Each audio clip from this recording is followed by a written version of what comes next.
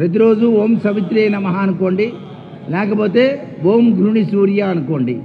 ఇవన్నీ మాకు చేతకాలు లేసారంటే నవగ్రహాల్లో ఉండే శ్లోకం ఉందే, జపా కుసుమ సంకాశం కాశ్యపేయం మహాదిత్యం తమోరిం సర్వపాపఘ్నం ప్రణతోస్మి దివాకరం అని చెప్పేసి ఆ యొక్క శ్లోకాన్ని చదువుకుంటే చాలన్నమాట.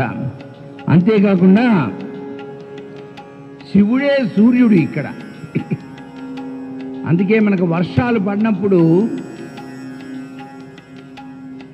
ఘట్టాభిషేకం అని చెప్పేసి నిర్వహిస్తాం ఎండాకాలంలో.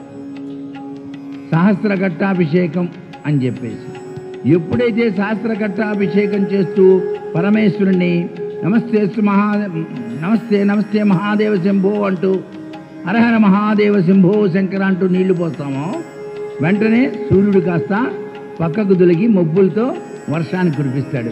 ఇది అందరికీ తెలిసిన విషయమే. కాబట్టి ఈ సంవత్సరం మనం పరమేశ్వరుణ్ణి విష్ణుమూర్తిని తప్పనిసరిగా కొలవాలి. శివుడే సూర్యుడు, సూర్యుడే శివుడు ఇక్కడ. అందుచేత చెప్పాను. ఎందుకంటే రాజుని బాగా కొలిస్తేనే కదా మనకు ఫలితం వచ్చేది.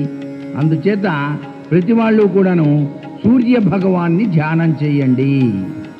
ఇకపోతే ఈ కాలం అదృష్టంగా మారడానికి ప్రతి వాళ్ళు కూడాను ఓం నమః శివాయ అనే పంచాక్షరి మంత్రాన్ని కూడా జపించుకోవచ్చు.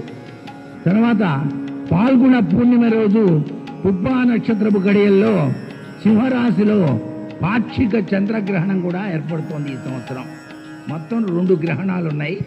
ఆ గ్రహణాల్లో ఆయా రాశులకు సంబంధించిన వాళ్ళు కనుక జాగరూకత వహిస్తే సరిపోతుంది అనే విషయాన్ని గుర్తుపెట్టుకోండి.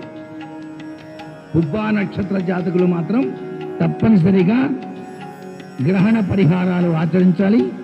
సింహ, కన్య, మకర, వృషభ రాశుల వారికి మాత్రం శుభప్రదం కాదు.